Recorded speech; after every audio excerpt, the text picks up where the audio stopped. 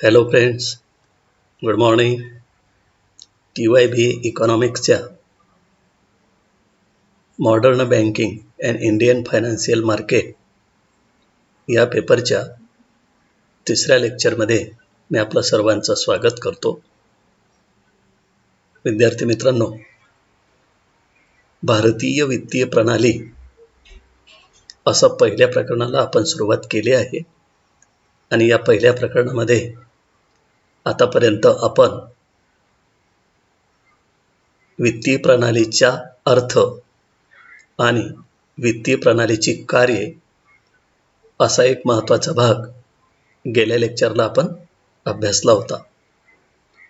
आज आपण या प्रकरणातील दुसरा एक महत्त्वाचा टॉपिक अभ्यासतो आहे आणि तो टॉपिक आहे, या ठिकाणी बघा, हा topic structure of financial system in India, जे भारतातील वित्तीय प्रणालीची रचना कशी आहे ती या ठिकाणी आपण अभ्यासतो आहे. हे बघा, वित्तीय प्रणालीची रचना, structure of financial system in India, हा सुद्धा एक महत्त्वाचा टॉपिक या पहिल्या प्रकरणातला आपल्याला दिसून येईल. विद्यार्थी मित्रांनो, कोणत्याही देशाचा आर्थिक विकास हा त्या देशामध्ये जी वित्तीय प्रणाली आहे त्या वित्तीय प्रणालीचा जेवढा जास्त विकास झालेला असेल, जेवढी वित्तीय प्रणाली ही विकसित असेल, तेवढं त्या देशाचा विकास हा जास्त होत असतो. आणि म्हणून कोणत्याही देशाच्या आर्थिक विकासामध्ये वित्तीय प्रणालीचा महत्त्वाचा रोल असतो, तिची महत्त्वाची कार्य असतात. असा अभ्यास आपण या प्रकरणातील पहिल्या लेक्चरला केला होता. आता आपण भारतातील वित्तीय प्रणालीची रचना कशी आहे, त्याचं स्ट्रक्चर कसं आहे, त्याच्यामध्ये कोणकोणत्या वित्तीय संस्था येतात, कोणकोणते घटक येतात, त्याचा अभ्यास या ठिकाणी आपण करणार आहोत. बघा विद्यार्थी मित्रांनो, वित्तीय प्रणालीची रचना ही भारतीय वित्तीय प्रणालीची रचना 4 भागातून झालेली आहे किंवा तिचे 4 भाग पडतात. एक आहे वित्तीय संस्था, फायनान्शियल इन्स्टिट्यूशन्स. दुसरं आहे वित्तीय बाजार, फायनान्शियल मार्केट. तिसरं वित्तीय साधने, फायनान्शियल इन्स्ट्रुमेंट्स. आणि वित्तीय सेवा, फायनान्शियल सर्व्हिसेस.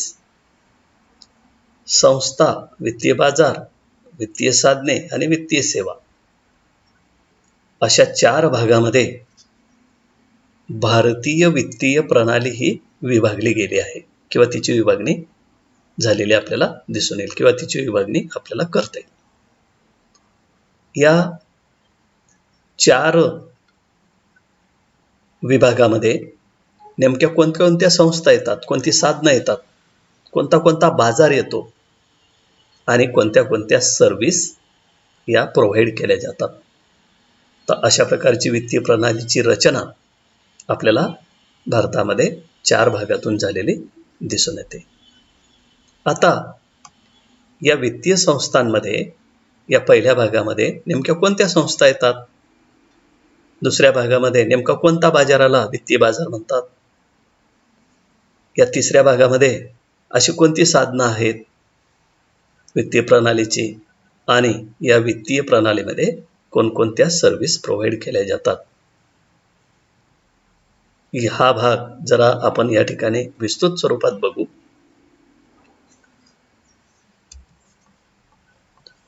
भारतातील वित्तीय प्रणालीची रचना कशी आहे त्याचं या ठिकाणी आपल्याला हा तक्ता दिसून येईल. बघा, या तक्त्यामध्ये भारतीय वित्तीय प्रणालीची रचना व भारतीय वित्तीय प्रणालीचे त्यातील घटक अशा प्रकारचा हा तक्ता आहे. आणि या तक्त्यामध्ये जे आपण भारतीय वित्तीय प्रणाली 4 भागात विभागली गेलेली असं जे म्हटलं, तर हे 4 भाग हे बघा या ठिकाणी आहेत. एक वित्तीय संस्था, हा 2 वित्तीय बाजार, 3 वित्तीय साधने आणि वित्तीय प्रणालीमध्ये ज्या वेगवेगळ्या वित्तीय सेवा पुरवल्या त्या वित्तीय सेवा नेमक्या कोणत्या. तर अशा पद्धतीने भारतीय वित्तीय प्रणालीची रचना आपल्याला 4 भागातून झालेली दिसून येते. बघा, वित्तीय संस्थांमध्ये कोणत्या येतात. तर या वित्तीय संस्थांमध्ये आपल्याला 2 प्रकारच्या वित्तीय संस्था दिसून येतात. एक आहे बँका आणि वित्तीय संस्थाचा दुसरा प्रकार आहे बँकेतर वित्तीय संस्था. तर वित्तीय संस्थांमध्ये फायनान्शियल इन्स्टिट्यूशन्समध्ये बँका आणि बँकेतर वित्तीय संस्था अशा 2 प्रकारच्या वित्तीय संस्था आपल्याला दिसून येतात. तर भारतीय वित्तीय प्रणालीमध्ये या वित्तीय संस्थांची भूमिका देशाच्या आर्थिक विकासामध्ये फार महत्त्वाची असते आणि या बँका किंवा बँकेतर वित्तीय संस्था वेगवेगळ्या क्षेत्रामध्ये देशातल्या किंवा अर्थव्यवस्थेतल्या वेगवेगळ्या घटकांना वेगवेगळ्या सर्व्हिस, वेगवेगळ्या सेवा पुरवतात. तर बँका वित्तीय सेवामध्ये सगळ्या प्रकारच्या बँका येतात. तर कोणत्या बँका या ठिकाणी बघा, व्यापारी बँका आणि सहकारी बँका. व्यापारी बँका कोणत्या, ज्या 12 राष्ट्रीयकृत बँका आहेत, 22 खाजगी बँका आहेत, 43 प्रादेशिक ग्रामीण बँका आहेत आणि 46 विदेशी बँका. अशा वेगवेगळ्या प्रकारच्या व्यापारी बँका यांचा समावेश याच्यामध्ये होतो. त्यानंतर सहकारी बँका, कोऑपरेटिव्ह सेक्टरमधल्या ज्या बँक आहेत त्या आहेत भूविकास बँका, गृहतारण बँका, जिल्हा मध्यवर्ती सहकारी बँका, सहकारी गृहतारण संस्था. या अशा प्रकारच्या कोऑपरेटिव्ह सेक्टरमधील बँका आपल्याला सहकारी बँका म्हणून ओळखता येतील. वित्तीय संस्थांमधला हा झाला पहिला प्रकार, बँका. तर व्यापारी बँका आणि सहकारी बँका अशा 2 प्रकारच्या बँका आपल्याला दिसून येतात. म्हणजे सहकारी बँकांमध्ये आपल्याला गुंतवणूक बँका किंवा विमा सर्व्हिस देणाऱ्या बँकाही दिसून येतात. त्यानंतर बँकेतर वित्तीय संस्था, बँकांव्यतिरिक्त वित्तीय सेवा पुरवणाऱ्या काही संस्था आहेत, त्याचेही 2 प्रकार आहेत, विकास वित्तीय संस्था आणि बँकेतर वित्तीय संस्था.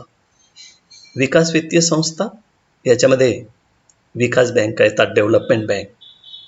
त्यानंतर गुंतवणूक संस्था, इन्व्हेस्टमेंट बँक. त्यानंतर SFC, state finance corporation, ICICI. या अशा प्रकारच्या वित्तीय संस्था या विकास संस्था या भागामध्ये मोडतात. त्यानंतर बँकेतर वित्तीय संस्था, त्याच्यामध्ये बँकेतर वित्तीय कंपन्या येतात, ज्याच्यामध्ये गुंतवणूक बँका असतील किंवा विमा कंपन्या असतील. त्यानंतर सूक्ष्म वित्त पुरवठा करणाऱ्या कंपन्या, ज्या सूक्ष्म असा फायनान्स करतात, त्या फायनान्स करणाऱ्या संस्थांचा समावेश बँकेतर वित्तीय संस्थांमध्ये केला जातो. त्यानंतर वित्तीय प्रणालीचा हा दुसरा घटक, वित्तीय बाजार. आपण वित्तीय संस्था पाहिल्या, भारतीय वित्तीय प्रणालीमध्ये कोणकोणत्या बँका येतात, त्या बँकांचे कोणते कोणते प्रकार पडतात ते आपण या ठिकाणी पाहिलं. दुसऱ्या भागामध्ये वित्तीय बाजार, आणि या वित्तीय बाजाराचे 2 प्रकार पडतात, नाणे बाजार आणि भांडवल बाजार. नाणे बाजार म्हणजे काय, की जिथं अल्पकालीन कर्ज देण्या घेण्याचे व्यवहार या बाजारात चालतात. भांडवल बाजारामध्ये दीर्घकालीन कर्ज देण्या घेण्याचे व्यवहार किंवा बाजार चालतो. नाणे बाजारामध्ये काय काय येतं मग, कोशागार हुंड्या, ज्या सरकारी हुंड्या असतात त्या विकून भांडवल उभारणी केली जाते आणि उद्योग संस्थांना भांडवल पुरवण्यासाठी काम केलं जातं. त्यानंतर या नाणे बाजारामध्ये व्यापारी हुंड्यांची देवाणघेवाण होते. व्यापाऱ्यांमध्ये देण्याघेण्याचे व्यवहार, खरेदी विक्रीचे व्यवहार हे या हुंड्यांमार्फत चालतात. व्यापारी पत्रे, कमर्शियल लेटर जे असतात, हे देण्याघेण्याच्या व्यवहारामध्ये या व्यापारी पत्रातून ते व्यवहार पार पाडले जातात. ठेव प्रमाणपत्र, वेगवेगळ्या या नाणे बाजारामध्ये वेगवेगळ्या घटकांकडे वेगवेगळ्या प्रकारच्या ठेवी ठेवून त्याचे प्रमाणपत्र हे व्यवहारासाठी वापरले जातात. नाणे बाजार आणि म्युच्युअल फंड या अशा प्रकारचे जे व्यवहार करणारे ज्या बाजारामध्ये चालतात, हे व्यवहार ज्या बाजारामध्ये चालतात त्याला नाणे बाजार असं म्हणतात.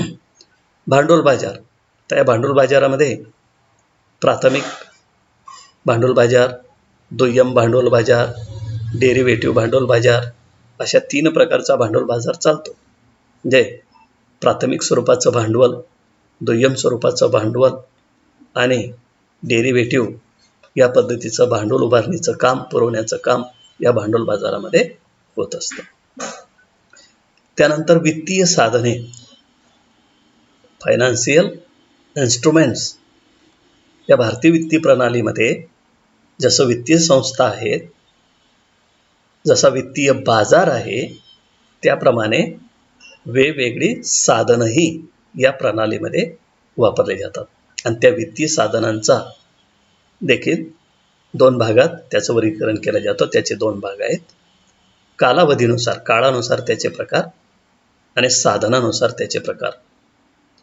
तर कालावधीनुसार अल्पकालीन काही वित्तीय साधने आहेत, मध्यमकालीन काही वित्तीय साधने आहेत, दीर्घकालीन काही वित्तीय साधने आहेत. त्या साधनांचा या ठिकाणी समावेश कालावधीनुसार केला जातो. साधनांचे प्रकार, प्राथमिक प्रतिभूती. आता या प्रतिभूतीमध्ये काय येतं? प्रतिभूती म्हणजे डिबेंचर्स, कर्जरोखे, शेअर्स, त्यानंतर म्युच्युअल फंड्स, या ज्या असतात यांना सामायिकरित्या प्रतिभूती म्हणतात. तर प्राथमिक प्रतिभूती, द्वितीयक प्रतिभूती, नॉनमेशक साधने या वित्तीय साधनांमध्ये मोडतात. त्यानंतर वित्तीय प्रणालीच्या रचनेमधला चौथा घटक वित्तीय सेवा. हा बघा, हा चौथा घटक वित्तीय सेवा, ज्याला आपण फायनान्शियल सर्व्हिसेस असं म्हणतो. तर या वित्तीय प्रणालीमध्ये जशा वित्तीय संस्था आहेत, जसा नाणे बाजार आणि भांडवल बाजार हा वित्तीय बाजार आहे, जशी ही वेगवेगळी साधनं या वित्तीय प्रणालीमध्ये वापरले जातात, तसं काही वित्तीय सेवा देखील पुरवल्या जातात. फायनान्शियल सर्व्हिसेस देखील या बाजारामध्ये प्रोव्हाइड होतात आणि त्याचाही समावेश भारतीय वित्तीय प्रणालीच्या घटकांमध्ये केला जातो. तर वित्तीय सेवा ज्या आहेत त्याही 2 प्रकारच्या आहेत. मालमत्ता किंवा निधी आधारित वित्तीय सेवा आणि दुसरं आहे शुल्क आधारित वित्तीय सेवा. तर मालमत्ता किंवा निधी आधारित वित्तीय सेवा म्हणजे काय? म्हणजे जे काही वित्तीय साधने पुरवली जातात ती मालमत्तेच्या तारणावर किंवा मालमत्ता गहाण ठेवून ह्या वित्तीय सेवा पुरवल्या जातात. जसं हायर परचेस आहे. हायर परचेस म्हणजे हायर परचेसची कर्जे वस्तू गहाण ठेवून या वेगवेगळ्या वित्तीय संस्थांकडे या सेवा मिळत असतात. त्यानंतर उपभोक्ता पत म्हणजे कंझ्युमर क्रेडिट जे आहे, या उपभोक्तांची पत पाहून त्यांना त्या वस्तूच्या तारणावर, वेगवेगळ्या मालमत्तेच्या तारणावर निधी हा पुरवला जात असतो. त्यानंतर हुंड्या वटवणूक. तुमच्याकडे जर व्यापारी हुंडी असेल, सरकारी हुंडी असेल, तर त्या हुंड्याच्या तारणावर, त्या हुंडी ही एक मालमत्ता आहे आपली, त्या तारणावर निधी पुरवण्याची सेवा या ठिकाणी मिळते. त्यानंतर व्हेंचर कॅपिटल म्हणजे या ठिकाणी या प्रकारचं हे भांडवल मालमत्तेच्या आधारावर पुरवलं जात असतं. त्यानंतर गृहवित्त म्हणजे गृहकर्ज, जे आपल्याला हाऊसिंग लोन जे मिळतं, की आपलं घर गहाण ठेवून किंवा आपलं घर तारण घेऊन त्या प्रॉपर्टीच्या आधारावर, त्या मालमत्तेच्या आधारावर वित्त पुरवठा करण्यासाठी ही एक सेवा, वित्तीय सेवा म्हणून या वित्तीय बाजाराकडून किंवा वित्तीय संस्थांकडून प्रोव्हाइड केली जाते. त्यानंतर इन्शुरन्स, विमा, म्हणजे आपल्या मालमत्तेचा किंवा आपल्या निधीचा किंवा आपल्या प्रॉपर्टीचा विमा या विमा कंपन्या आपल्याला देत असतात. म्हणजे विमा ही एक सर्व्हिस या वित्तीय संस्थांकडून पुरवली जाते. ज्या इन्शुरन्स कंपन्या आहेत त्या इन्शुरन्स कंपन्यांकडून आपल्याला आपल्या मालमत्तेचा विमा उतरवला जातो, आपल्या वाहनाचा विमा उतरवला जातो. ही सर्व्हिस या प्रणालीमध्ये या वित्तीय सेवा या घटकांकडून पुरवल्या जातात. तर अशा पद्धतीने त्यानंतर फॅक्टोरिंग हा सुद्धा एक प्रकार आहे वित्तीय सेवा पुरवण्याचा. त्यानंतर इथं लिजिंग आहे, म्हणजे या वित्तीय सेवेमध्ये आधुनिक काळामध्ये या अशा प्रकारचे वेगवेगळ्या प्रकारच्या वित्तीय सेवा आपल्याला प्रोव्हाइड केल्या जातात. हे मालमत्ता किंवा निधी आधारित वित्तीय सेवा झाल्या. आता वित्तीय सेवेमध्ये दुसरा प्रकार आहे शुल्क आधारित, म्हणजे फी घेऊन. आता मर्चंट बँकिंग आहे, वेगवेगळ्या व्यापाऱ्यांना वेगवेगळे शुल्क आकारून वित्तीय सेवा या पुरवल्या जातात. क्रेडिट मानांकन म्हणजे सिबिल स्कोअर ही जी सर्व्हिस आहे ही सर्व्हिस या वित्तीय संस्थांकडून प्रोव्हाइड केली जाते. आपल्या सिबिल स्कोअरवर आपल्याला बाजारामध्ये आपली पत लक्षात येत असते. ही एक सर्व्हिस पुरवली जाते. त्यानंतर स्टॉक ब्रोकिंग, स्टॉक ब्रोकर्स जे असतात, जे शेअरची खरेदी विक्री करण्याची सेवा आपल्याला ते प्राप्त करून देत असतात. त्यानंतर मर्जर, म्हणजे आपल्या प्रॉपर्टी किंवा आपली वित्तीय संस्था वेगवेगळे शुल्क घेऊन आपल्याला ती मर्जर करून देतात. तर अशा प्रकारची वित्तीय सेवा या ठिकाणी आपल्याला मिळत असते. तर विद्यार्थी मित्रांनो, अशा पद्धतीने भारतामध्ये ज्या वित्तीय संस्था आहेत आणि या वित्तीय प्रणालीची अशा प्रकारची रचना किंवा वित्तीय प्रणालीमध्ये अशा प्रकारचे घटक आपल्याला दिसून येतात. तर हे सर्व जे आहे वित्तीय संस्थांचा समूह, हा वित्तीय बाजार, ही वित्तीय साधने, ही वित्तीय सेवा, या सर्व बाजाराला एकूणच भारतामध्ये याला वित्तीय प्रणाली असं म्हणतात. जगातील कोणत्याही राष्ट्रामध्ये ही वित्तीय प्रणाली जेवढी मजबूत, जेवढी विकसित, तेवढा त्या देशाचा आर्थिक विकास हा जलद गतीने होत असतो. तर विद्यार्थी मित्रांनो, आपल्याला ऑनलाईन परीक्षा जर झाली, ऑब्जेक्टिव्ह स्वरूपाचे प्रश्न जर विचारले गेले तर ते असे विचारले जाऊ शकतात की वित्तीय संस्थांमध्ये टिंबटिंब या वित्तीय संस्थेचा समावेश होतो किंवा होत नाही. तर त्या ठिकाणी 4 पर्याय असतील, एक पर्याय बरोबर असेल. तर हे घटक आपण लक्षात ठेवायचे की वित्तीय संस्थांमध्ये बँका येतात आणि बँकेतर वित्तीय संस्था कोणकोणते येतात त्या लक्षात घ्यायचे. त्यानंतर वित्तीय बाजार, वित्तीय बाजारामध्ये नाणे बाजार हा प्रकार आहे किंवा नाही, अशा प्रकारचा प्रश्न विचारला जाईल. नाणे बाजारामध्ये किंवा व्यापारी पत्रे किंवा व्यापारी हुंडे हा भांडवल बाजाराचा प्रकार आहे किंवा नाणे बाजाराचा प्रकार आहे किंवा नाणे बाजारामध्ये टिंबटिंब हा घटकाचा समावेश होतो. अशा पद्धतीने आपल्याला प्रश्न विचारला जाऊ शकतो. त्यानंतर वित्तीय साधने, कालावधीनुसार हे 3 प्रकार, साधनांचे कोणते प्रकार आहेत तेही आपल्याला विचारले जाऊ शकतात. आणि वित्तीय सेवांमध्ये कोणकोणत्या सेवांचा समावेश होतो, अशा पद्धतीने एखादी सेवा आपल्याला वित्तीय सेवा म्हणून ऑब्जेक्टिव्ह पद्धतीने प्रश्नामध्ये विचारली जाऊ शकते. तर अशा पद्धतीने भारतीय वित्तीय प्रणाली या पहिल्या प्रकरणामध्ये आपण वित्तीय प्रणालीची कार्य पाहिल्यानंतर भारतीय वित्तीय प्रणालीची रचना, structure of Indian financial system, अशा प्रकारचा हा टॉपिक या ठिकाणी आपण अभ्यासला. आपण या कोष्टकाकडे नीट लक्ष द्यायचं आहे, ते घटक आपण लक्षात ठेवायचे आहेत. या संदर्भातल्या नोट्स आपल्याला मिळतीलच. तर विद्यार्थी मित्रांनो, या प्रकरणातील आपला जो 3रा टॉपिक असेल त्या 3ऱ्या टॉपिकच्या अभ्यासासाठी पुन्हा आपण भेटू. तोपर्यंत नमस्कार.